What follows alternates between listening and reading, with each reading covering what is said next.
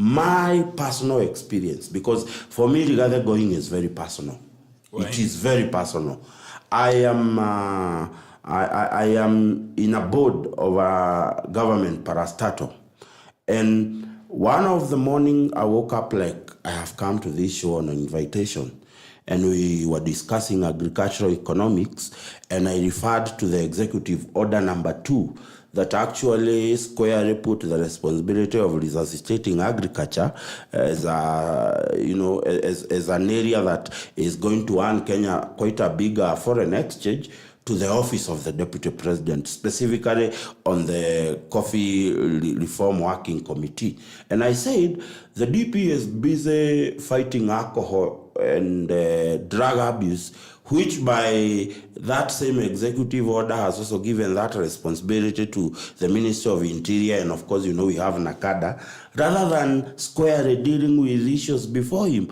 There are about 16 sectors in agriculture that he needed to look on how we can make them perform. But what does Gachagua do? And I want to be, I believe this is a house of record, being a media house. I want to be given particular interviews or TV statements or media statements from the Honorable Gachagua talking about the state of our agriculture. So are you suggesting? Yes. You remember, unlike President Kenyatta. Yes. The President Ruto has given the deputy specific responsibilities exactly. in the order, which includes tea, coffee, and milk. So, and you've indicated that you are a board member. Are you suggesting that the DP abandoned the responsibilities as ordained in that order? In fact, I do not want to say that he abandoned. He categorically refused to do the job as given to him by the president, because can you show me one major reform that has taken place in agriculture in this country other than the distribution of fertilizers, and still there were issues in it?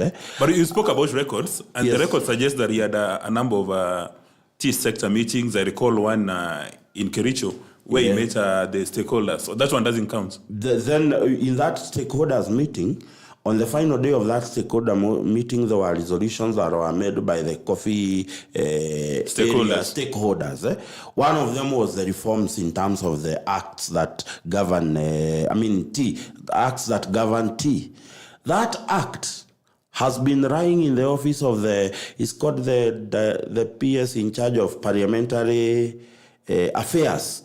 It was taken over by the chairman of the Agricultural Sectorial Committee to write to the permanent secretary so that bill can proceed to Parliament, because every time they would ask about that bill, they would be told the office of the Deputy President is waiting on a few things so that we can formally now go and print the bill. So I am saying categorically that the Deputy President, I think the biggest problem we did is that we gave him a lot of confidential budget. He became idle and with a lot of money to spring around, and he decided to do politics instead of doing the job he was entitled to do. Instead, he has perfected the art of witch hunting within government. Witch hunting everybody, including a small person like me who does not hold a political seat. Oh, so you have personal differences? Yeah, I'm saying there is no personal differences. We have a difference in opinion, but the only way the Honorable Rigathi Gachagua knows how to solve a personal difference, it is not by sitting down and resolving the issue. It is by going full throat into smearing the names. Probably if he is able to kick you out of government, he kicks you out of government. This is a behavior and becoming of the Honorable Gachagua. Nonetheless, those are my personal view of why he should go. Other people have different views. But I am telling you, please, I want you to look at that affidavit by the widow of Derito Gachagua when it comes up in the Senate, and it will speak to the true character of a man who became the Deputy President of the Republic. We may choose to rely on Fanya Mambo's interpretation of a will. Now, Fanya Mambo indicated that when somebody is doing a will and will benefit from your legal knowledge, must I do it in writing, or I can ask somebody to do it and then I sign? Wills are very interesting, and they get contested all the time, because even wills that have been written in own handwriting sometimes get contested. People will come and say, the was probably done under duress. It was probably done with somebody holding a gun to his head. Or the person was not of sound mind at the time when they wrote the will. So wills will get contested. Even if he had written his will, and even if he had called a press conference and said, I have done my will, and this is what is in the will, I am telling you, Kenyans will contest. I keep telling people, everybody you see in court, they are in court because they had a written agreement. Those who had no written agreement don't even go to court. So let's not imagine that because a will has been written, it's not going to be contested, or because it was written in hospital or whatever the date. That I can tell you. Even if you come and do a press conference today, somebody will wake up and contest your will. It happens all the time. But I would like to say, one of the most interesting charges against Riggy is a charge for acquisition of land, which they call irregular and fraudulent and so on and so forth. And I'm sitting here and thinking some of his accusers, our members of parliament, have come out and said 5,000 acres of Dabibi land is owned by President Ruto. The member of parliament for Naivasha came and said, Jane, she came and said, and families were being evicted. Can you imagine? You remember this sentimental case that we all went to industrial area for. A man over 80 years old detained in industrial area for 14 days because of land that he was born in, that he has buried his parents in, 5,000 acres of Dabibi land. The grabbers of Dabibi land, 5,000 acres, have not been asked a question. But a person who is said to have taken the land that is supposed to have belonged to the brother, whether it was through a will or through fraud or through whatever, right now there's in contention in court a case of 2,000 acres of Egerton University being hived off. These are conversations that people don't want to have. There are so many land cases that are going on in this country against the perpetrators of Rigiji's impeachment, by the way. And I am not seeing any action being taken against them. I think I don't have a problem with Rigiji being impeached. I've always said that I don't like Kenya Kwanza. I have never liked them. I don't like how they appear on TV. I don't like how they speak. I don't like how they govern. I have never wanted them to be in power anyway. And they're the ones who chose for us a bad DP, by the way. So, in fact, you can't come and give us a DP who you now tell us is bad, and then we say you are a good person for choosing for us a bad DP. I mean, a fruit is as bad as the source. If a tree is giving bad fruit, then let's say the bad fruit is bad, and even the source of the tree is also bad. So I don't know why we are having conversations about Rigiji as if he was a saint who became bad. No. From the onset, we who were in Azimio then, because I left, by the way. And why did I leave Azimio? They joined the government that I don't want. It's that clear. My thinking was right. This will not be a good government.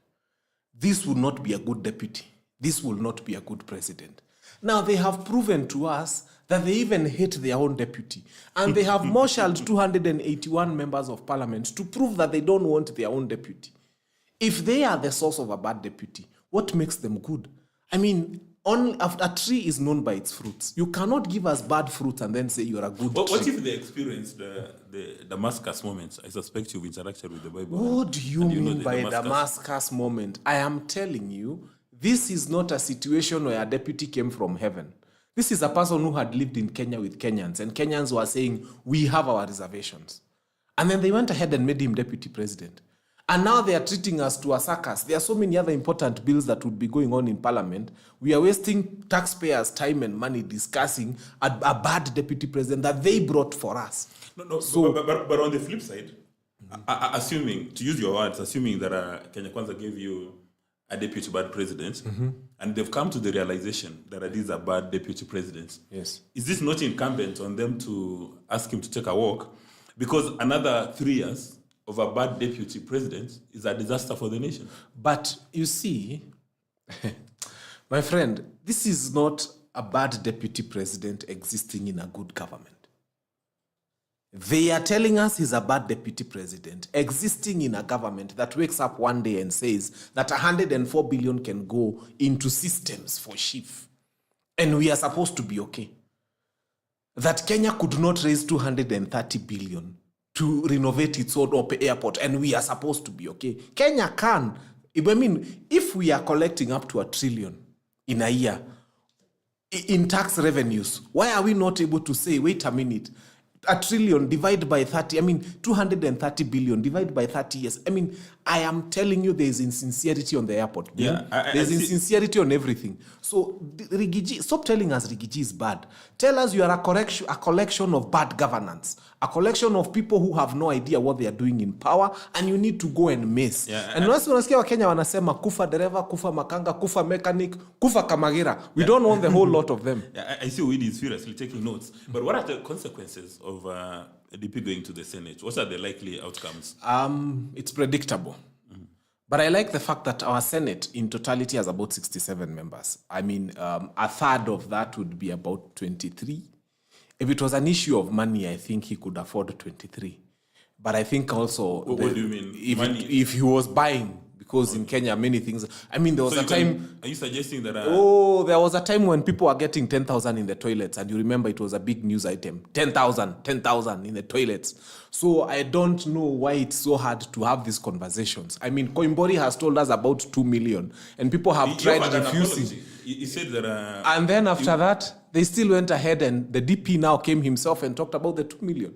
And now he's in this trouble. So, I mean, the deputy president would not have woken up and confirmed the 2 million allegations if they were untrue. It is true. So, and how many of them will hold a Bible and swear and say, I did not receive 2 million? That's one part they want to skip. So the truth is, yes, just tell them, everybody just say, and if so happens I pronounce a curse upon myself, that's when you will know that 2 million was received. So you're suggesting that if... somebody has got capacity for 10,000 per member of parliament, they can move the needle. I wish this was a case of linen, white linen, calling a pot black. But now we have a black sufuria ile inapika ugali huko ile inapika na kuni, telling the pot and laughing at the pot and saying, hey, you're black. And it is full of soot. I mean, there are people who, if they spoke of bad governance, and who, if they spoke of a bad DP, we would understand. But when you have a really black kettle, complete with soot, telling the pot that you are black, that's where we have a problem. Now, I see you've cleaned your specs. Maybe you want to have a clear vision so that you can answer. You can respond to what Fanya Mambo is saying. Fanya Mambo is saying that the entire system in Kenya, the administration, has got governance challenges. So it does not understand why the MPs are going for the deputy president. Are you in a position to offer clarity with your clean specs?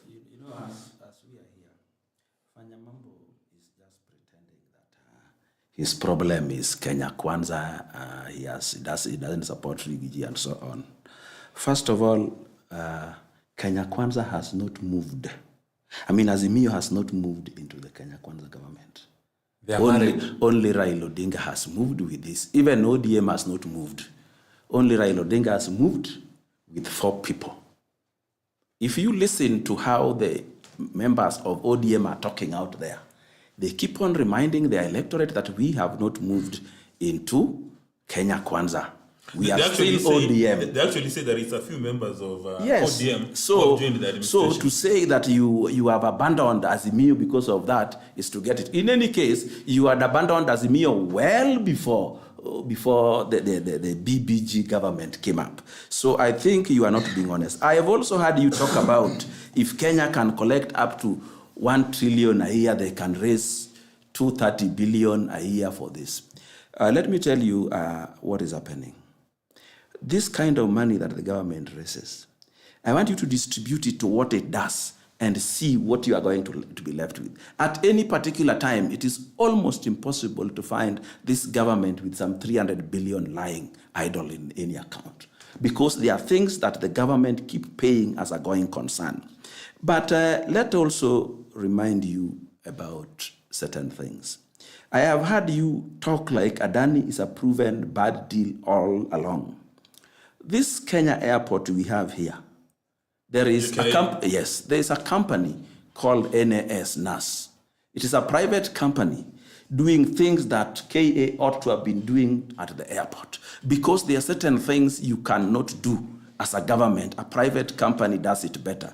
This explains why many organizations in this country, including state agencies, that try to do anything commercial never go anywhere. Look at the sugar millers. They always flop. KQ itself never go anywhere. So it is sometimes important that we get the expertise the private companies to come in and help the government achieve certain goals. But in this very country, wait a minute. Mokua, wait a minute. You said KQ is facing turbulence. It always does. Yeah, but KQ's pay in Ethiopia is, it's facing turbulence, it's posting amazing results. Where? Ethiopian Airlines. Yes, that's what I'm telling you, that what we have, and this thing has not started with President William Ruto.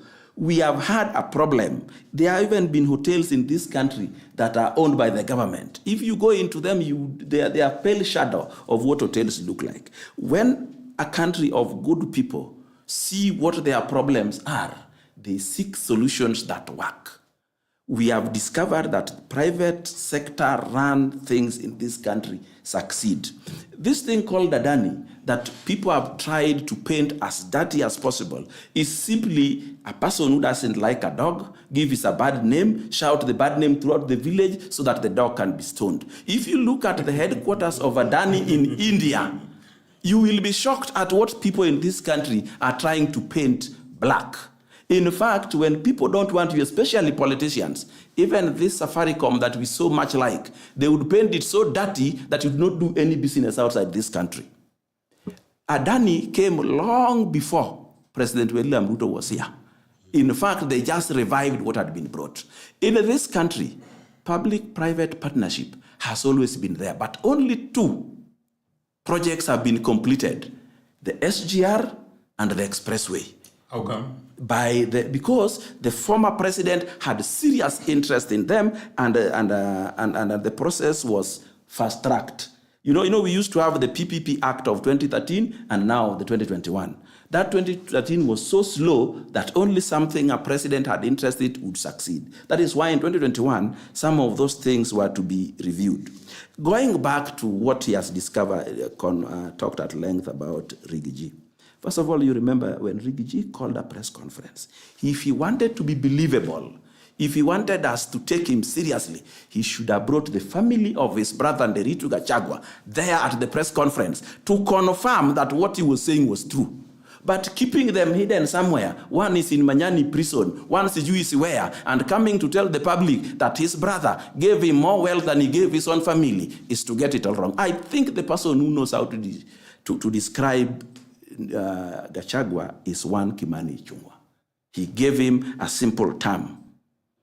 And I have heard my brother here has also told us who really he is. Let's also go back to Nyeri. Nyeri is one county which has had 2 mysterious deaths of 2 governors. One died just before election, and one died just immediately after election. That is not very natural. It is important that in this country an inquiry be carried out in the death of Nderitu Gachagua and Gakuru.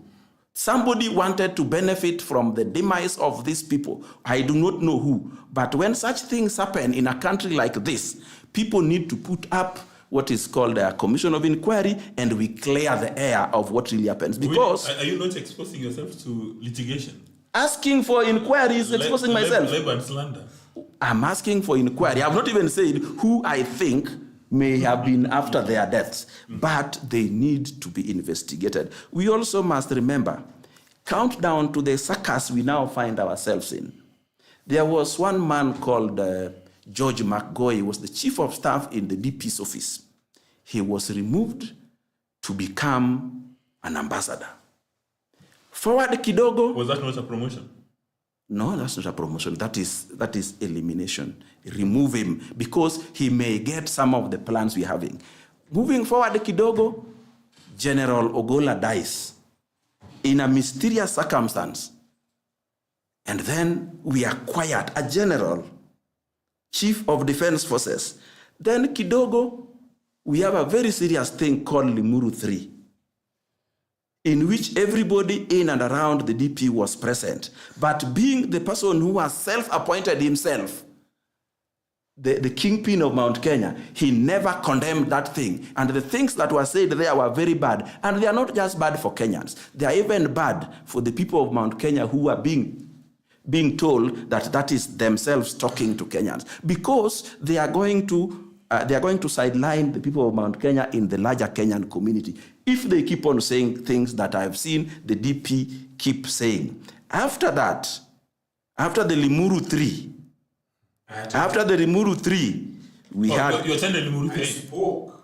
We all listen to I'll yes. tell you more. Yes. You'll give us Imagine. And if you listen to those things, I have them, many of them translated, because that is not, even if I found my people were talking in lieu and taking such bad things against other communities and are sitting presidents, I would tell them, you are destroying this country. Before we go to Peter, what did you discuss at Limuru 3 that made Owidi nervous? I think you want to make me a flower girl in this conversation. No. We cannot keep going back to issues of Limuru 3. They are neither here nor there. We know the DP financed the whole thing. And we know this is where the rain started beating. No, let me tell you. We are talking about a man who was running a parallel NIS with the president. And I'm not afraid to say it. This is a man who is said to be responsible for some of the ills that we may discuss another day once the evidence comes. Because you sit here and you think that our young men who are 19 years and 20-year-old decided and mastered the art of breaking into parliament. Fanya Mambo. They did not break to parliament. Somebody instigated this. And therefore, please, if you want to discuss about things to do with Limuru 3, you will gladly excuse me because I don't want to be part and parcel of that tribal cahoot of people who joined there to castigate other tribes. But the gentleman on your left says that he spoke. But whether he spoke, it is neither here nor there. It is not a representation of a national conversation that we are having here today. Fanya Mambo, why did you take part in a conversation which was not national in nature? First and foremost, Limuru 3 was a cultural thing. It started with cultural dance. Everything about it was cultural. Okay? And then, number 2, this was the first of its kind. The first point of clarity is who financed it. Yes, let's get there. This is the first of its kind where even if I show you, because I was at Jubilee then, when 5,000 messages were sent to people and they were told, thank you for sponsoring yourself. I can tell you, nobody was even given fare to attend Limuru 3. Let's start there. Usually, these people are used to events where they organize kama hii ya bombers walienda kutukanwa. You mobilize young people there to come and sign the UDA charter, and then they come and tell you Ruto must go and they are dressed in yellow. We mobilized nobody. Nobody was given money. People came out of their own volition. That needs to be very clear. You're talking of a government where Isaac Mwaura comes and says, Russians are funding the demo. The following day, they come and say it's Ford Foundation. The following day, they come and say Uhuru Muigai Kenyatta. I thank God he's out of this country for now. The following day, they come and say it's DP Gachagua. Once they are done, they come and say that these young people are criminals. Once they are done, I'm telling you, DP Gachagua once spoke of an NIS that was not giving clear information. Tell me, since independence, have we ever had a situation where the leader of government, the spokesman, wakes up and speaks from the comfort of his bedroom and tells us that Russians are funding them, on national TV. And then the following day, you hear somebody saying it's Ford Foundation. Then you hear our president, you hear them saying now it's Ford Foundation. After that, they blame former President Uhuru Muigai Kenyatta. Now they are blaming Rigiji. As we speak right now, in every bar, every night when people go, they'll dedicate 10 minutes to say Ruto must go. Who is financing that? There has been such an awakening of people. They are already singing Mau Mau songs. Who is financing that? The clouds are gathering and the rain will come. People are unhappy. Instead of this administration seeking to see where they are going wrong, they are blaming those who are reacting. I mean, you bring chief, Kenyans react, you blame them for reacting. What is wrong with the heads of Kenya Kwanza? Remove the chief. I mean, you come and bring a horrible finance bill, horrible to the core. You even want to tax pads and diapers, and you want to make the lives of Kenyans impossible. They go to the streets. You come and blame Ford Foundation. People feel impoverished and disturbed. They go to Limuru 3. You come and blame them for going to Limuru 3. I think we need to get to the heads of this administration and tell them, wait a minute. Stop making horrible decisions. Kenyans will not react. I mean, I don't remember a day when Kenya Kwanza came and said, we've brought a tax waiver on something, and Kenyans went to the streets for that tax waiver. Now, as you speak. Yeah, talking of good decisions, Peter, I don't want you to be a flower girl. Yes. The best decision was free fertilizer, which was donkey shit. And a lot of gravel that would have been used for more. It was there. We had them on national. Well, there was clarity on that. But it was horrible fertilizer. That was the best decision they've made for us. A very small percentage. But farmers?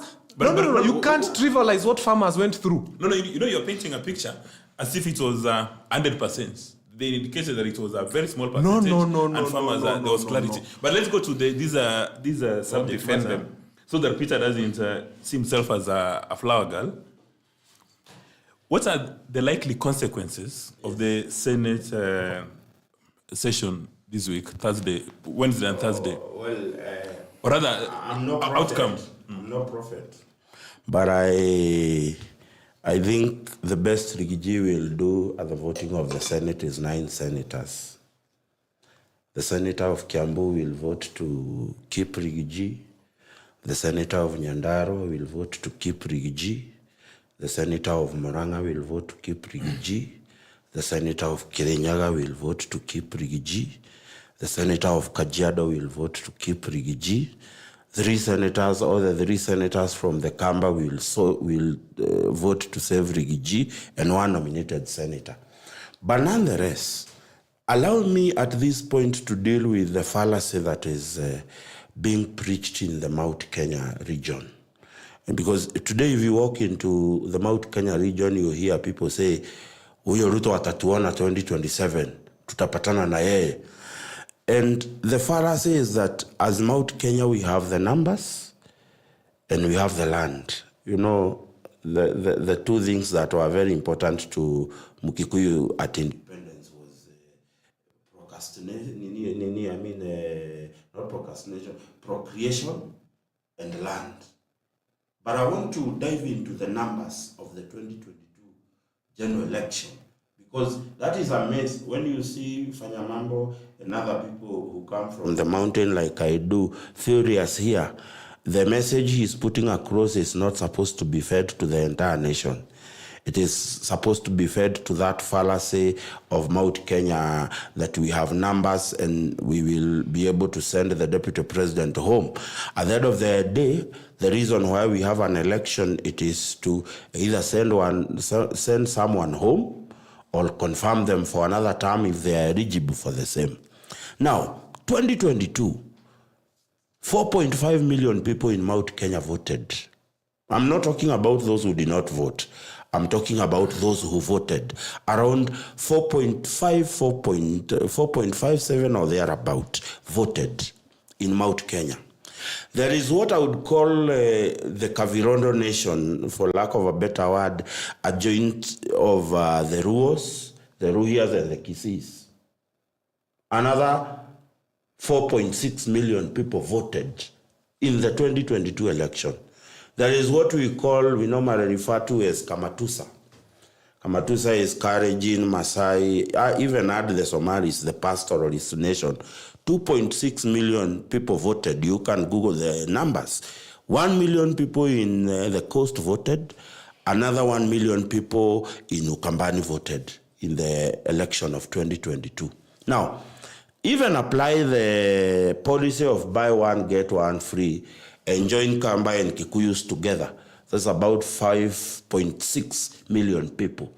There is still a balance of 8.6 million people who voted. But somebody is feeding Mount Kenya that please shout to the top of your voice, we don't want this government, we will meet Ruto in 2027. His Excellency the President has already created a broad-based government. What makes you think that the Kavirondo votes that were not, however, for the William Ruto will not be turned into William Ruto? And therefore, I want to beseech Fanya Mambo and the cohorts that are preaching that gospel to Mount Kenya, please stop misreading the mountain.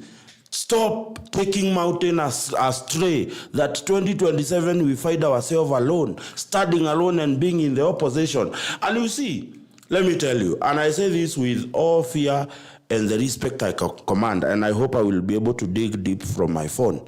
I have a CV from Fanya Mambo. And I can remind him the day we were in an interview on a TV in the morning with him. And he sent me his CV wanting to join this government. And I can remind him. And I hope I will do that before the end of the show. Listen, I want to say this. I want to say this. This Fanya Mambo and company, they don't have a problem with this government. Their major problem is one. They were part and parcel of the former regime. And you know, if you find a dog with a bone, wrestling that bone from a dog is a problem. And when you wrestle, you become the enemy of that dog. It will even sniff you, you know, how you smell every time it sees you. It is going to bark. Fanya Mambo and company were part and parcel of the problem that we are facing today. Can I surprise you as you go today? He is talking about 1 trillion we can divide in what? Let me tell you. Do you know how much interest we are paying on loans? Not loans taken out there. Internal here. Before Fanya Mambo Yes, because I want, as he's talking about bad deals and what have you, I want to remind him that the Adani deal with Ketraco was not actually negotiated by Kenya Kwanza government. Okay, so before he comes in to defend himself, yes, if the Senate, the impeachment motion goes through the Senate, yes, then President Ruto will be required to nominate somebody to replace him. Yes. Now, there are two questions in mind. Mm-hmm. Must the replacement come from Mount Kenya, or the president has got a blank check to go to Elwak Mandera, to go to Wajir, to go to Kisii, to go to Homa Bay, and pick a replacement of his choice? Unlike Fanya Mambo and company, who are saying they do not want the deputy presidency in Mount Kenya simply because it's Rigiji, I can confirm to you that the replacement will come from Mount Kenya. Okay, just a minute. I think you need to respond. Are you a disappointed job seeker? Yes. You see, number one, let's start here. I want this to be very clear. That you're not looking for a job. I have never held any position in the Uhuru Muigai Kenyatta administration. Any. Or campaign. Even a clerk. Or campaign. No. I was a Jubilee candidate for some seat I vied for. But I have never held a position in that government. And I have never received any payment whatsoever from my account, M-Pesa, cash, anything from that administration to do anything for them, even wipe a toilet anywhere. That needs to be very clear. But have you requested for a job? But number two, which is now the other thing that, you UDA are very good at propaganda. Number one, my CV is a public document. I think it's in very many people's phones. What would I be looking for? By the way, let me tell you, even when the broad-based was being formed, because I was in Azimio then, some of the people asked me, can we join government with you? And I've received very many offers. I am not interested. I don't want. As long as President William Ruto is president who has made the offer? Listen. As long as President William Ruto is president of the Republic of Kenya, I don't want to hold any seat in this government. That needs to be very clear. But who has made the offer? I mean, is it through Peter's initiative there that are 4 you received? ministers who joined this administration. 2 of them are friends. And we meet very often. And we talk. But I told them, this is where I draw the line. I am not joining President William Ruto's government. I would rather be poor and live in a Mabati shanty, but I will not join this administration. That I have made very clear. But will you be joining President Ruto's administration? Whose administration or the government of Kenya? Whose administration is it? Who's at the top? Patriotism? I don't believe in that leadership. I can love my country but not want the leadership. Those are 2 separate things. Yeah, Americans for a long time loved the country but did not like a president who was there I don't want to mention. So you can still love your country and not like the head of state. Okay, so let me answer him. The person who comes and says, and this is the irony of these people, the person who comes and tells you that Limuru 3 was a tribal meeting is now classifying Kenyans into Kamatusa, I don't know, Kavirondo, I don't know, Coast, I don't know, Kamba, and saying that Kenyans, I am telling you. You are furious. Yes. The reason I'm furious is this. The people below the age of 40, as at the last election, in that voters register, are at least 16 million. And I can tell you, they are not going to vote on tribal basis.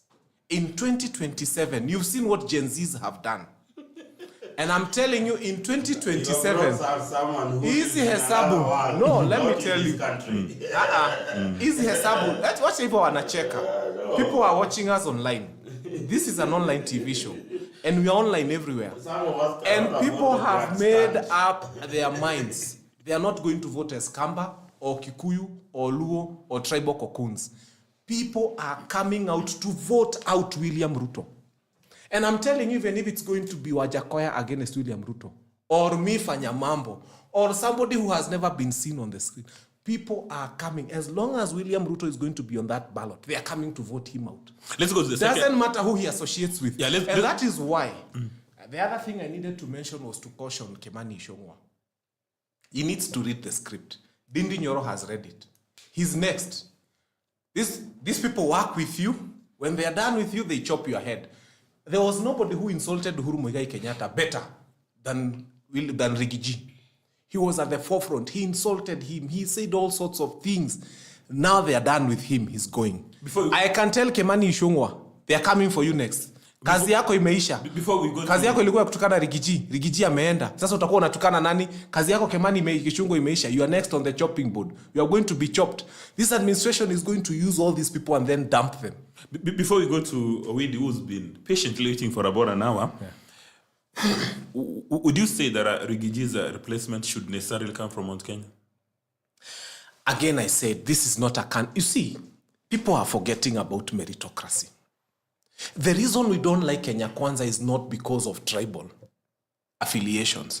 The reason we don't like them is because they govern horribly. Give us a good deputy president, whether he's a Pokot, a Turkana, a Masai. He can even be from the smallest tribe in this country. We don't care. I'm saying if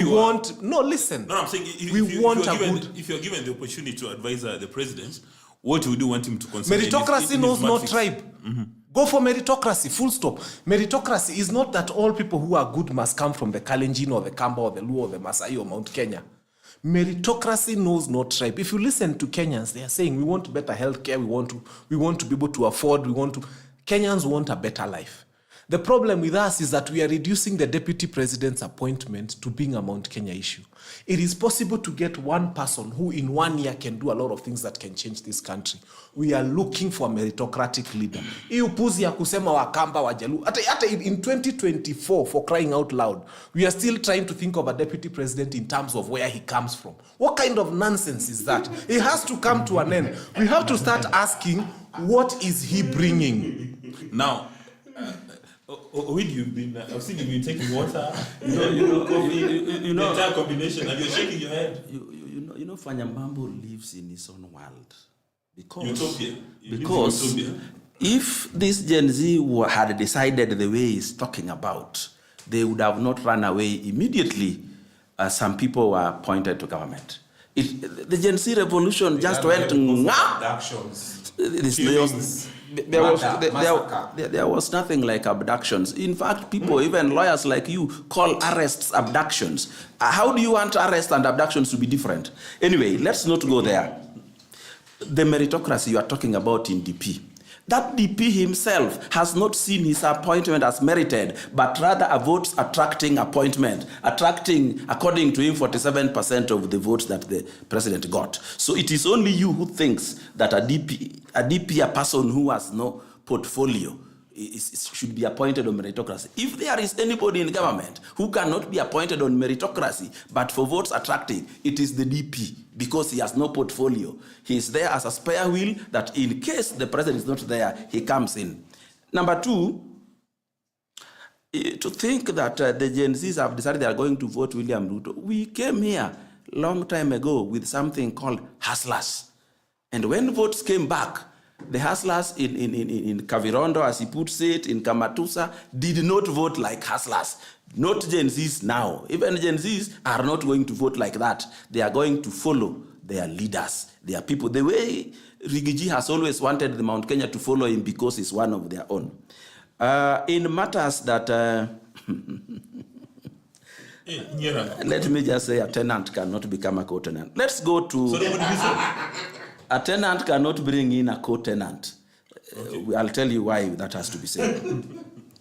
Now, you are talking about this message that went round Mount Kenya to thank them for sponsoring themselves to Limuru 3.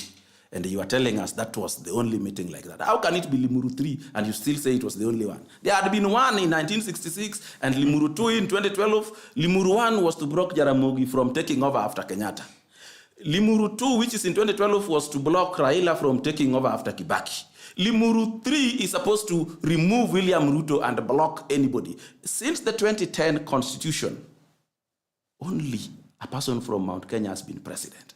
And this is something that Rigiji and his cahoots can't take. There are many Kikuyus who understand that this country belongs to all of us and anybody can be president. Are you not assaulting the national cohesion principles by... I am not assaulting. I am saying what the Rigiji is trying to do, which he must stop doing. Kenya belongs to all of us. Now, you know this trick. Let me tell you this trick that they use. You know, he didn't try. Let me tell you that. In fact, we have diverted me, but let me tell you the truth. Uhuru wanted to be an executive prime minister after he stops being president. So he brings in Raila, who would have not even run if Uhuru didn't bring him back.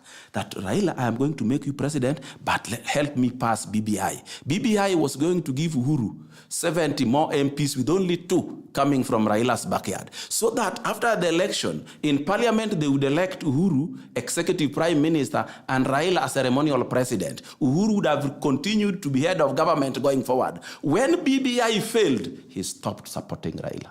So Uhuru had no intention of supporting. Why was he betraying Ruto if he wanted to support Raila?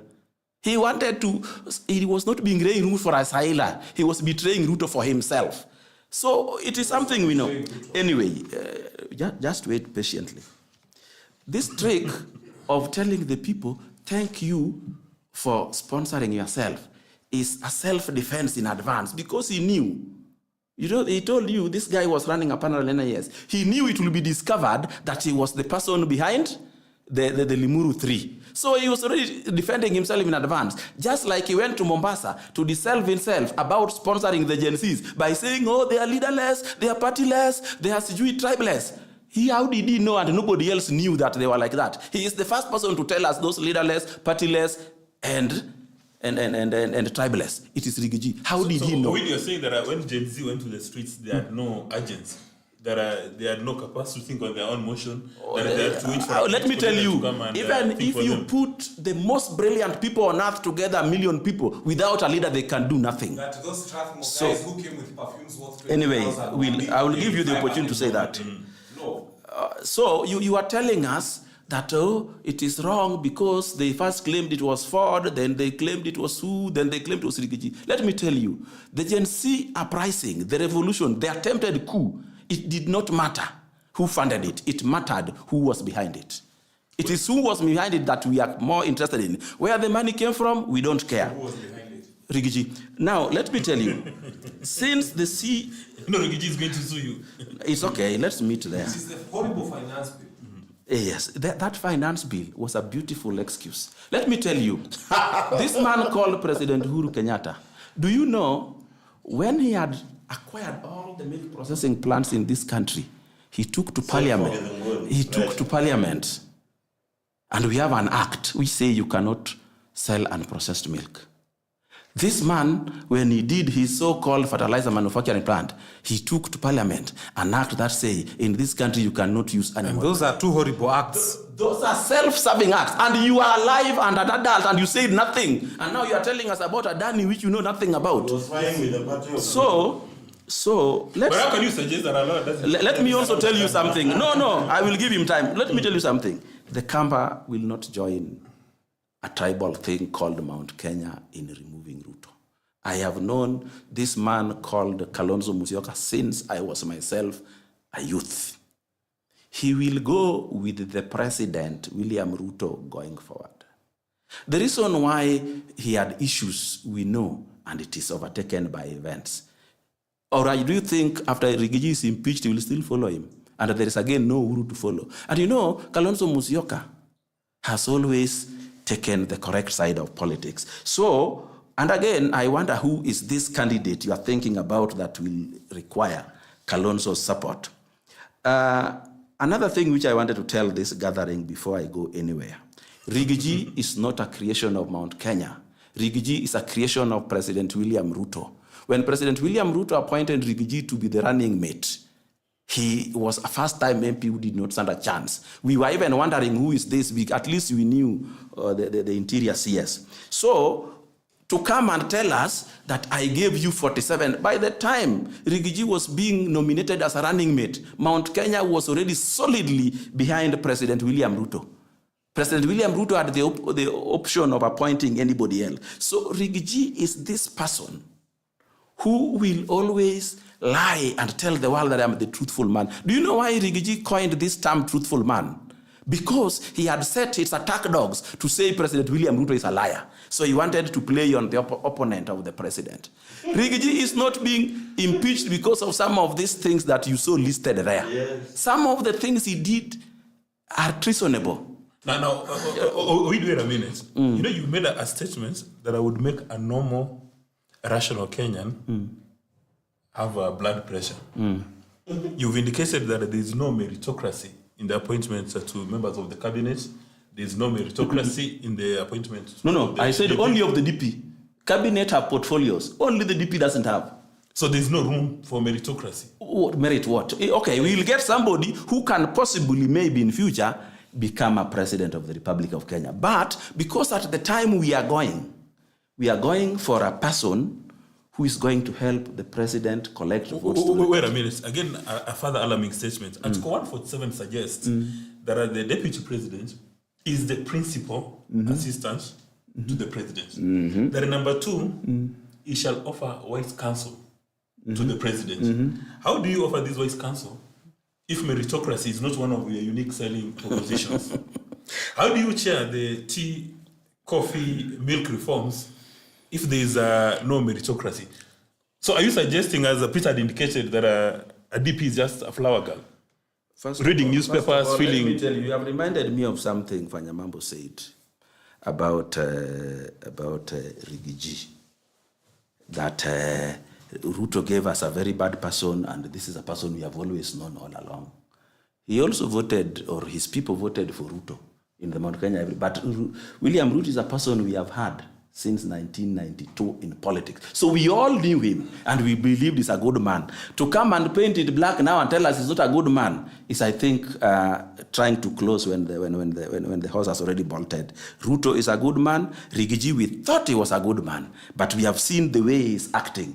In fact, do you know why Rigiji chose this thing of coffee, tea, and alcohol? Because he would confine him to Mount Kenya. Because he wanted to be a kingpin. He wanted to develop himself the way our own Raila Odinga has developed himself in Lowland. That we can say, oh, Ruto must go, and he comes and say, no, he's not going, then we all follow. There's coffee in Kisii, there's tea in Kisii, there's milk. But he has never been there.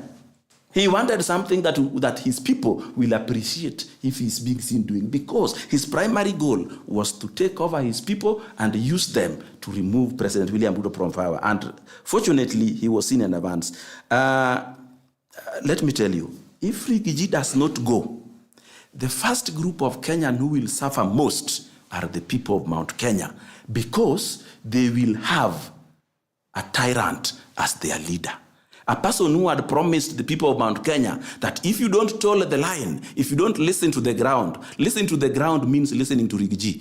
Before December, there will be no time for you to get elected in 2027. Did you hear him say that? Yes. He said so. So this is a tyrant in the making, and you want to preserve him. The people who would suffer most are the people of Mount Kenya. Then those who will suffer next are us, whom he once told that we have no shares in this government.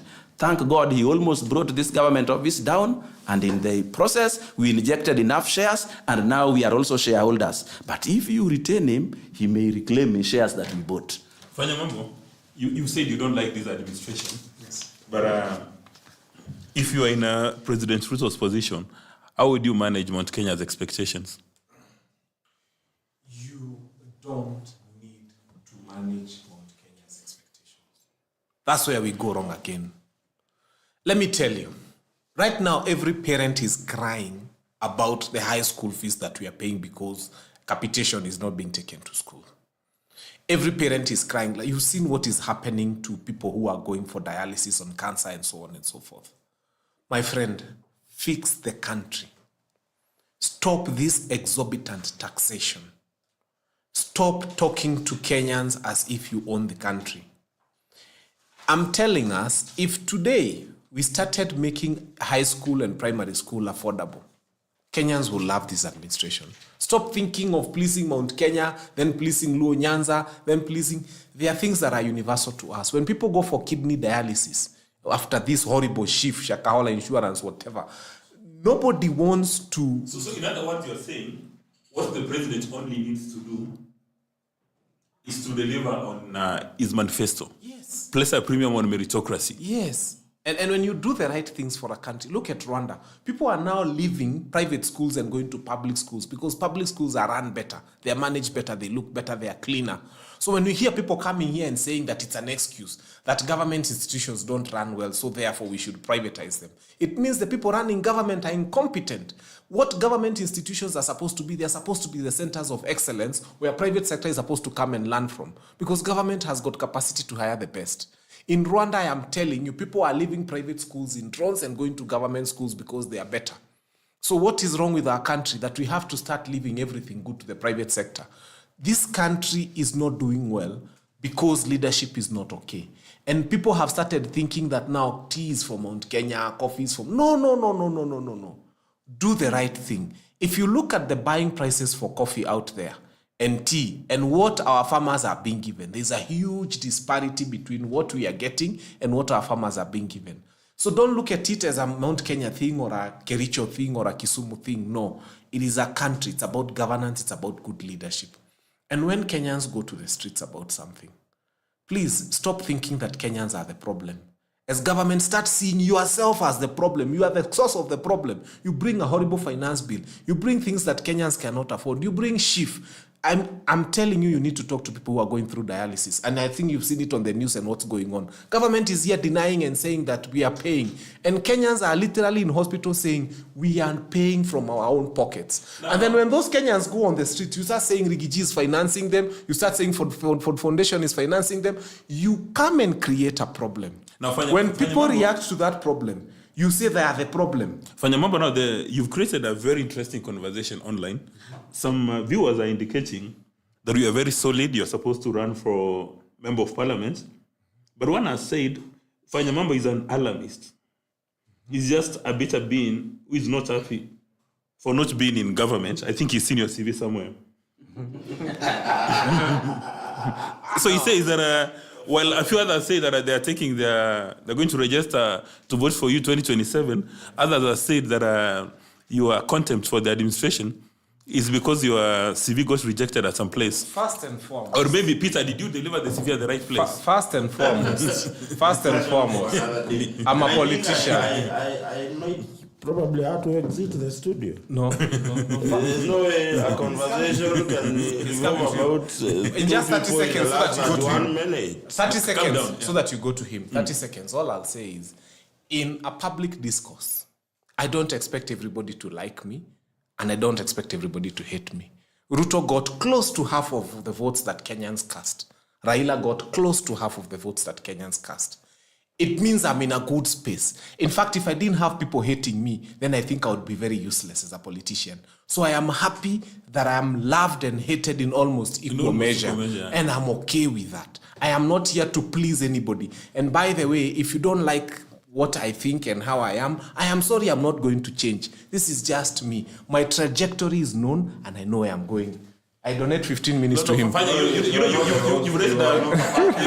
raised a very fundamental point. They said that you can't be all things to all men, and if you want to be popular, you go and sell ice cream. Yeah. But now coming to Peter, who's complained about your CV that it's all over. Let's go to public participation. Yes. And look at it now. Don't use the UDA lens. Don't use the ODM lens. Don't use... Your specs are very clean. This public participation, is it hot air? And in relation to the impeachment of DP Gachagua, do you need public participation in a political process where you've got elected leaders, well, a few are nominated? When you're going through public participation, does that not suggest that the elected leaders have got no urgency to vote? And assuming that maybe take a constituency called A, What if the people have told the member of the National Assembly, go and vote no, and he decides to vote yes? Is there anything wrong? I mean, how do we manage that? I think number one, we have to say this without fear of any contradiction, that the public participation that was done by the National Assembly was not a necessity of the law. It was not a necessity of the law. In fact, one of the major disappointments I have with successive parliaments, and this is the third one, is that the public participation bill has stalled at the first reading.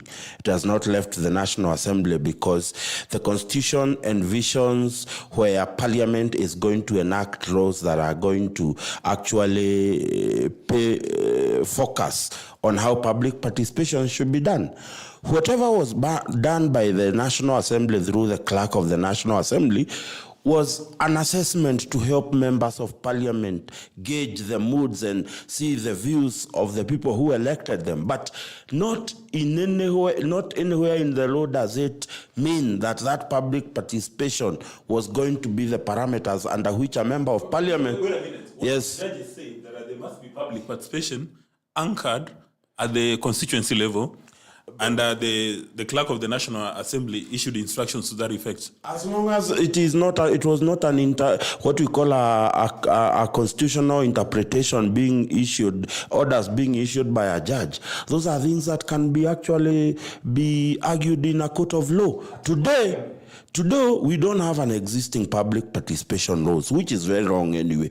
And that is one of the things that the successive parliaments, since we promulgated the new constitution, have failed in doing. That is something we must call them out for not having passed a good public participation law. Nonetheless, the judge issuing orders here or there, as long as they are not constitutional interpretation before High Court, those are orders that can always be challenged anywhere. I can tell you, if you look at the standing orders of the National Assembly and the standing orders of the Senate, together led with our supreme document, which is the Constitution, there is nowhere in the process the common mwananchi is expected to play a role, because the Article 1 of the Constitution says that the sovereign power of this Constitution belongs to the people. With the people. Yes. Who can exercise it directly Or indirectly. or indirectly through their elected leaders.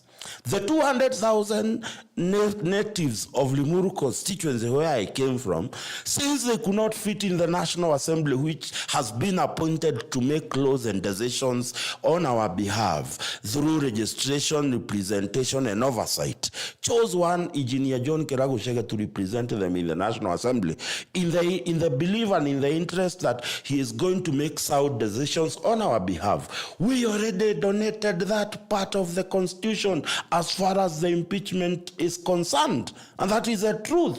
Let us not lie to ourselves that by ferrying people, I saw people in my village being put in a bus on that fateful Friday. There was a public participation in Kiambu, and they were being paid 500 shillings to go to Kiambu and append their pen that I do not support or I support. For me, it was designed to help a member of Parliament as part of the public relations affairs of the National Assembly, to help a member of Parliament determine whether if I make this decision, I am making it in the interest of my people or otherwise. But it cannot be that anybody is trying to challenge the fact that that particular public participation had no legal role in the procedure of removal of either the president or the deputy president. And therefore, I think, in my own personal submission, there is practically not possible that you as a deputy president, wewe ni mzuri, the rest of the administration and the elective cahoots is bad. You are the best and the rest are worse. There must be a problem with the architecture of how you deal with readers as a public person. We have seen the deputy president openly lynching members of Parliament before their constituencies. How did you expect to survive in that National Assembly? Well, you spend time being the prefect of which MP is doing good and which one is doing bad.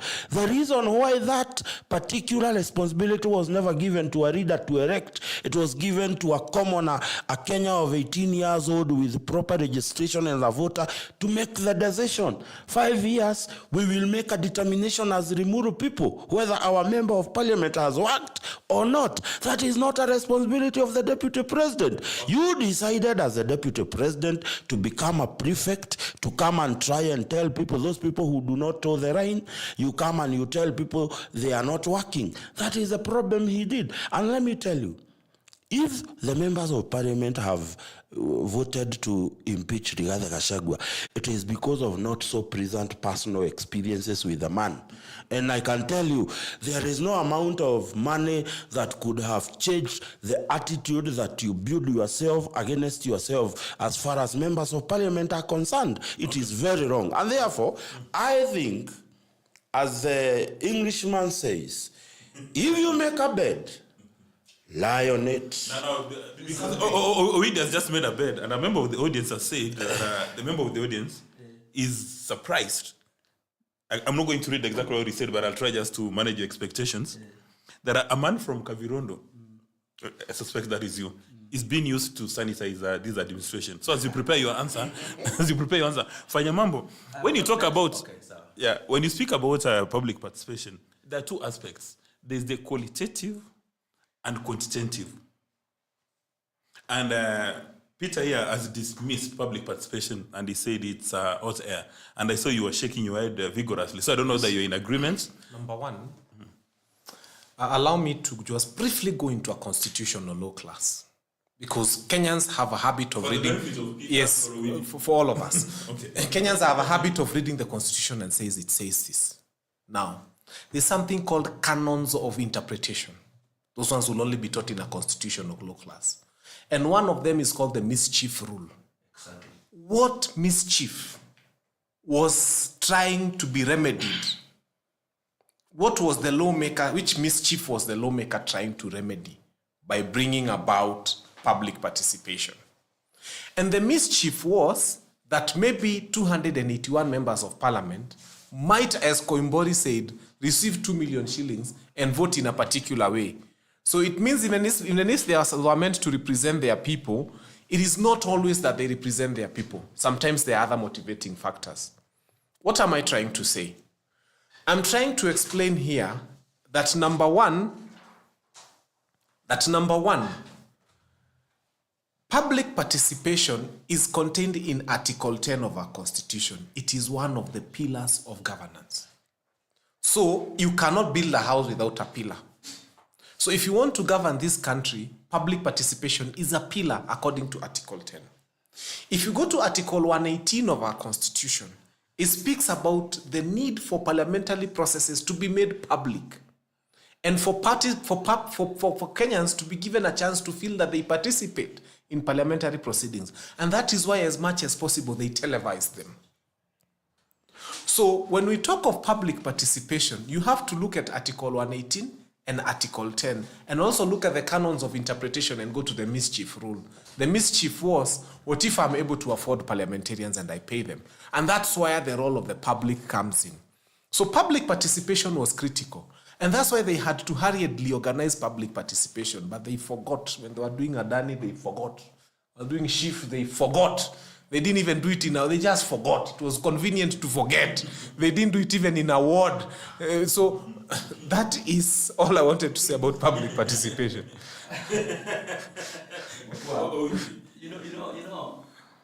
Fanya Mambo amenifanyia vizuri sana. He has explained that thing the way it is. Public participation is not a referendum. Yes. Public participation is not an opinion poll. Public participation is not supposed to be quantifiable. Public participation is making the public aware of what is going on. And the mischief it came to cure was not the bribery of parliamentarians, because public participation is not limited to parliament only. Say it slow again for the benefit of Fanya. It came to cure this thing that people wake up, they find they have a new law. They wake up, they find this has happened. They wake up, they find that is what it meant to cure. And if you look at Article 118, it only says, make Parliament open for the public to be there. Facilitate their participation in it. The Speaker's Gallery. But whatever they say broadcast. or do there cannot override what the Parliament ought to do. Because even this Parliament, the mandate it has was given to it by the public. The public participated in what we call a referendum and said, because we cannot all fit in Parliament, because we cannot have a referendum every time we want to impeach somebody, Yes. the parliamentarians are going to do it for us using this method. And that method has been followed. In fact, let me tell you, that public participation that was done, in which there were forms being filled, that was not what the law envisaged. The law envisaged that, as the way Pawanyanjo explained, that the people will be where the decisions are being made on their behalf. So that if at any time they need to protest in the street, probably they would do. But that public participation cannot replace the role of Parliament, cannot replace the role of the courts, cannot replace the roles of any authorities to appoint or make any decisions. It cannot. Actually, it is surprising that even very seasoned lawyers have misinterpreted this public participation because it serves their self-interest to interpret it the way they are doing. In fact, what we are saying, you even told us opening Parliament to live broadcast is public participation. It also meant that as we are going, there was already public participation going on. But because there are certain people, lawyers and judges, this thing was serving their interests. They want the country to think it is a referendum or an opinion poll, or you count. Parliament is not bound by the results of a public participation. I want to pay him. Before you come in, let me respond to this issue of this viewer who has indicated that a Kavirondo man yourself is being used to sanitize this administration. Whoever that man, whether it's Kavirondo or not, he's the one who is being deceived by people who have come out to do what we call, when you want to kill a dog, give it a bad name. These people are just trying to demonize President William Ruto. In fact, the thing they have demonized most is Adani. Now, Peter, before you come in, a member of the audience has also said that, you remember what Edward Clay said, that people eat and vomit on other shoes. So a member of the audience has said that since you admitted that you are part of the administration, you've been eating and you're vomiting on our shoes. So because I have gotten an opportunity to serve in part of government, I lost my head somewhere to speak my mind. I'm a Kenyan. I have been given that right by no other than the constitutional document to express my views. I wanted to pay him, and I tell him, when we filed... to pay him? No. I wanted to pay his words back. Okay. When in 2016 or 2015, we filed a case against the government of William Kabogo in Kiambu on the finance bill then of the Kiambu County. And we filed it on the fact that there was no public participation.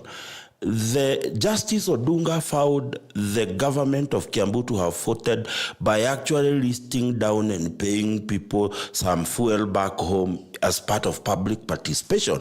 Because public participation, as Justice Odunga's ruling envisioned, it is telling the public this is happening.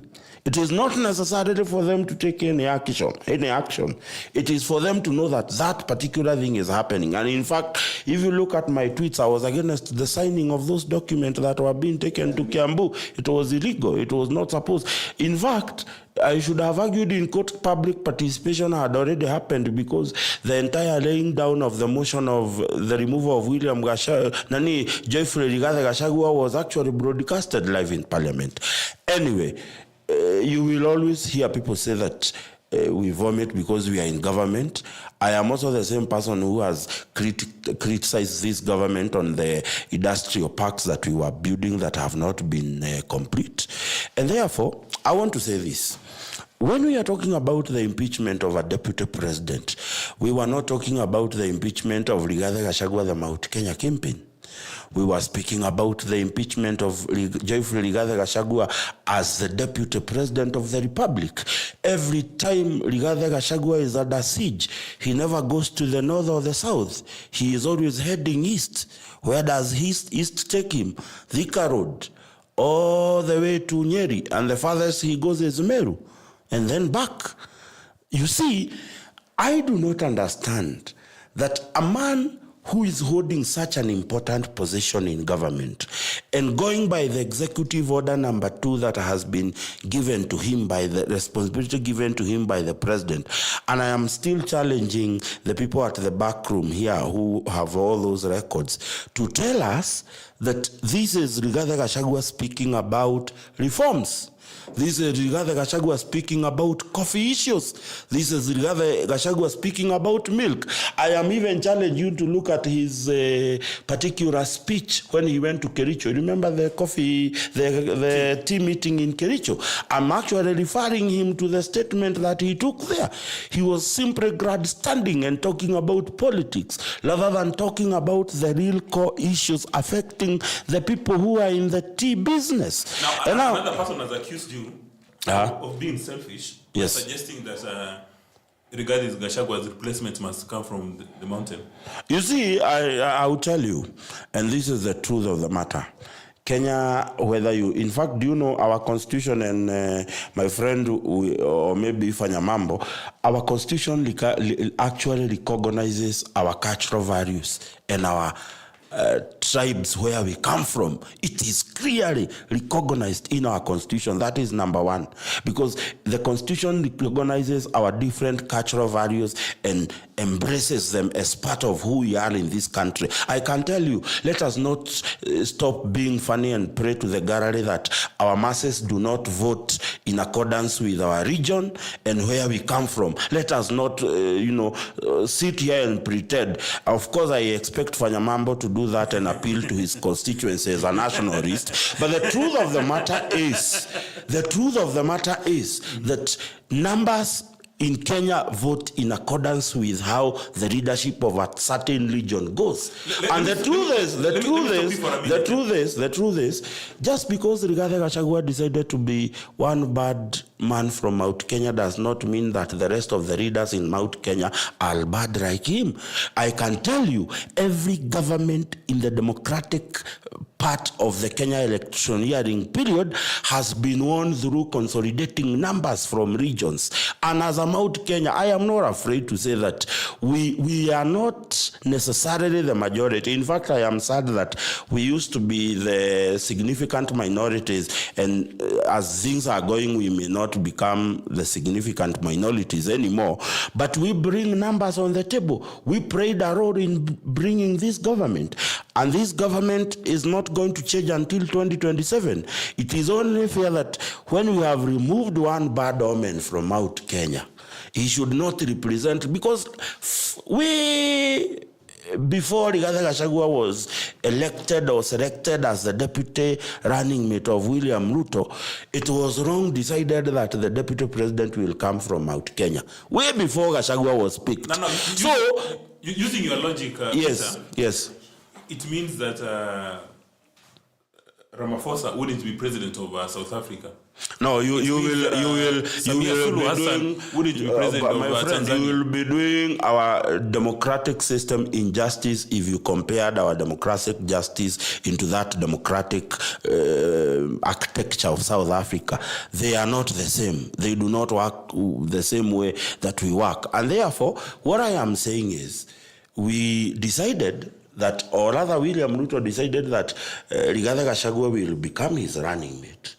Rigathi Gachagua has proved that he has, I see him as a man without the capacity to handle the responsibility that comes with that particular office. I mean, you just decided to give a man an office that has a 1 billion confidential budget.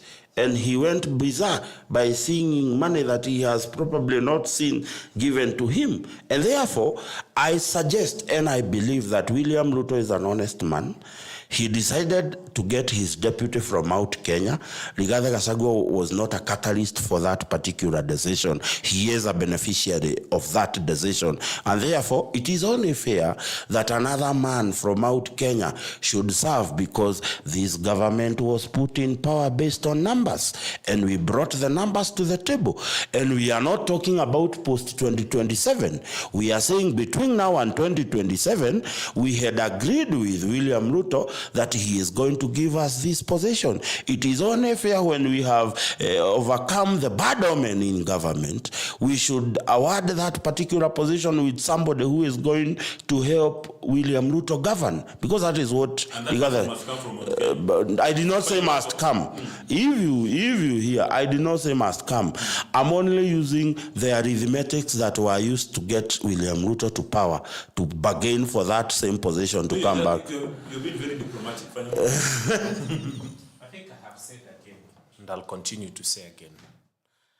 Sometimes we want to belittle Tanzania, but sometimes they do better than ourselves, because they have 102 tribes, and most of their presidents have come from the smallest of tribes. And their considerations are not tribal. Sometimes I did my undergrad there at University of Dar es Salaam. And sometimes you look at them, and the way they put nation before tribe is what we need to do as a country. This is a hard conversation, but I am known for hard conversations. When I started speaking about finance bill, it looked awkward, November 2023. When people were at Bomas speaking of NADCO and talking about dividing this country into adding more funny counties, they had even suggested that we create a county called Teso and so on and so forth. I was there talking about finances and taxation. Even I had a t-shirt branded. This is NADCO. When people were talking, I had seen. And I said at Bomas, and I remember, and those videos really trended, that the next biggest war in this country is going to be about taxation. Right now, when we started saying we are going to bring down finance bill, how many were we? About 5, me, Wamushomba, Sifuna, and a few others. But after 1 month of serious conversations on TV about finance bill, young people took it up. They started making TikToks. They started making videos. I can tell you, we brought down that finance bill. This nonsense of tribe, we are bringing it down. How will you bring it I down? promise you, we will start that conversation. And it is ongoing. And young people will pick it up. And people will pick it up. Nyinyi endeleni kupanga ati tumeleta Joho, we have Coast, tumeleta sijui Oparanya, we have Western. You will be left with Joho and Oparanya and those other tribal kingpins that you're bringing together, including the Mount Kenya tribal kingpins. And I'm telling you, 16 million voters is not small out of the 22 million that we have right now. Forget about the registrations that will happen. Those ones have refused to think as tribal people. And I'm telling you, this conversation we are having, and people are reacting here and online and everywhere. By 2027, hiyo hesabu mulikuwa mumefanya ya tribes muanze kucancel, because it's not going to work. We had very little time to fight for finance bill, less than 6 months. And I can tell you we were very few. In fact, I remember we had a meeting once with Wamushomba and we asked ourselves, are we going to do this? We said, let's get the information out there. And we started dissecting that stupid finance bill, the most horrible I've ever seen since I was born. And where is it now? Down the drains. I remember the first time I went on TV and spoke about monies being given to first ladies. And I said, wait a minute, why are we paying somebody 700 million, someone we did not elect? Kenyans thought it was a joke. The next time I changed the message and said, we have a city hopper driver. Why don't we start paying the city hopper driver's wife for the husband driving the car? Then you'll understand why we are paying the first ladies. And Kenyans took it up. And before I knew, I saw placards during Maandamano, people saying, if we are going to pay the president's wife and the deputy president's wife, then our wives must also be paid for us going to work by our bosses. So I am telling you, messaging is powerful. I want you to belittle us and I want you to underestimate us. That's a very good place for us to start. Then you will laugh at us. Then you will fight us. And ultimately, I promise you, we are going to win. We will detribalize our politics. This thing of saying ati tuko na Joho, tuko na Mombasa, siju tuko na nani, tuko na Western, mutabaki na how. But the voters will not, ati sasa we follow you, all of you, because we are Kikuyus. So we come and follow you because we are Luyas. No, that's not going to happen. We will follow you because of what you mean for this country. And I can tell you the bulk of those people don't mean well for this country. So this conversation has begun. It's a hard one. And let me tell you, very soon we'll have an army of people talking about it. It will go on so viral, By the time unaenda hiyo uchaguzi, we shall be telling our parents where they are voting. Owidi, you've... For me, I'm still living in reality. I even saw the support. Fanya Mambo has already gone to Utopia, left you in reality. I even saw the kind of support Rigiji got in Parliament. It was largely from his Mount Kenya native. But Fanya Mambo alisema, at young people took it up. They didn't take it up. They were brought in. I have told you this thing was sponsored, funded. You think Rigiji was in Mombasa by accident? No. Politics, there are no such accident. But let me tell you, I heard that one of the cases that Rigiji was espousing when he went to his Mount Kenya backyard was that he's going to go to court probably because public participation was done before his defense, before he brought his defense. But I want to tell him, the mistakes he made, he did not make about the people who are doing public participation. He made them against the Constitution of the Republic of Kenya. And that Constitution requires that he be dealt with in the National Assembly and the Senate. And at the Senate, his being DP will end there. If he wants to proceed to court, he can only proceed to court to challenge the criteria, to challenge the process. And that is why the process is being meticulously taken according to the Constitution. So tell Rigiji that he has to decide now whether he's going to resign so that he can get an opportunity to run for maybe an MP or a senator or a governor in the future. But also, I want to repeat this. The people cannot replace experts. I have heard sometimes, even when you hear people talking in the streets, that Kufa Makanga, Kufa Dereva. It tells you how ignorant they are to the law that is being used to deal with the Rigiji.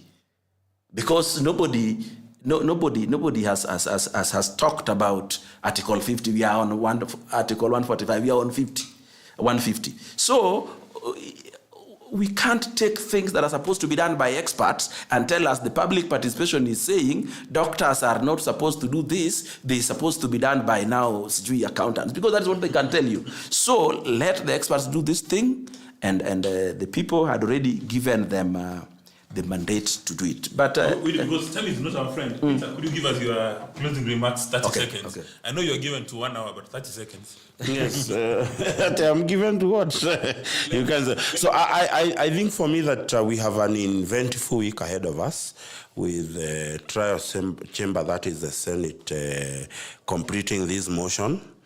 And I think the focus now will change to who is going to replace Geoffrey Gachagua as the Deputy President of the Republic, because at around 9-10 p.m. of Thursday night, that impeachment will go through a vote in Senate. And if they vote to support the motion, Rigathi will start impeached.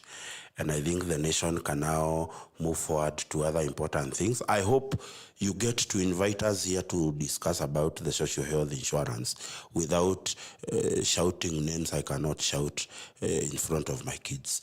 And we look at that particular health insurance on its merit or demerits without shouting, without calling names, without castigating it. Without you castigate a health social insurance act without actually reading it and looking at what are the benefits. I pray that we get an opportunity to come and discuss about matters health, shed of that funny politics and the way we want to politicize it. The opportunity will be granted. But are you suggesting that Yes. on Thursday, when DP Rigathi goes to the National Assembly, Yes. he arranges his own private security and his private motorcade? I think we are a civilized country. We even when you are given work, you are given an opportunity to, of course, arrange himself. But I know at by midnight of Thursday this week, Geoffrey Gachagua might be impeached, and we must now look forward to who takes his seat and other important things that have nothing to do with Rigiji. For your way of closing remarks, 30 seconds. Thank you, Kenya. Kwanza, God bless you. You have removed one of the problems that we had as a country. I mean, God uses people in his own wisdom, to take away from a country what he thinks is not good for the country. And I pray that God will also use the same parliament and the same Kenya Kwanza to start realizing that Rigiji was not the only problem they have. Then they will get another one to get rid of with the same energy and the same speed and the same zeal. And I hope they remove the top one. And then from there, they'll get another one and impeach just by themselves. I'm happy. This is a house that is fighting internally. So for us now, we are saving our energy. Walimane uko ndani. We are just standing on the outside. Sometimes we give them energy drink, we give them glucose, we give them support, we cheer them. I mean, they are dealing with a problem that Kenya would have dealt with anyway. As to who becomes deputy president, I wish they would choose meritocracy. I have had names being thrown around. I have had interesting names, I'll tell you. I've had Peter Kenneth. I have had the name of William Kabogo mentioned. I have had Waiguru. I have had all sorts of interesting names. But once you are done, ask yourself, are you giving the country the best deputy president if you have to?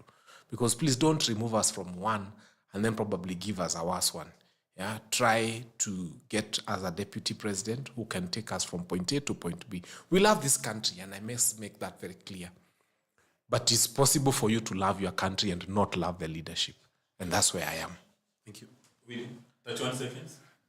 31 seconds. My people, the people of Kenya, after Thursday, Rigiji will not be president. I hear him still giving hope to some people about going to the courts. By the time he is going to the courts, he will have already been gazetted as removed from being the DP. And at that point, the only thing the court can do is listen to him and see the process. And if the process was wrong, I don't know if they are going to reappoint him because he will no longer be the DP. Number two, my people, I think the best thing to do is to correct the government we already have. It's not to struggle to say, oh, this must be removed, this. Because when you give the president 5-year term to perform a certain task and use that to evaluate him, that 5-year must end. Just like an exam, 3 hours is 3 hours, it is not 2.5. And finally, but also very important, in this country today, we must learn to share our resources equally, including leadership, fairly across the country. Since the advent of the new Constitution 2010, all the presidents we have had have come from Mount Kenya. It is only better if the people of Mount Kenya look for that good man they want to be president outside Mount Kenya, because there are many people out here who do not think the way they do. We are people who are talking of when Kenyatta was in power, there was no coup. When Moi was in power, there were 3 coups. When Kibaki was in power, there is no coup. When Uhuru was in power, there is no coup. When Ruto in power, just 1.5 years into the power, there is a Gen Z uprising coup that is plotted by people closest to him. Let's love Kenya, let's love each other. There has been politics, policy, and polity, high-octane conversations, nothing useful to add. Thanks a lot for your company. We know time is money, and we hope to catch up with you next Sunday. Asante sana. My brother, one thing I like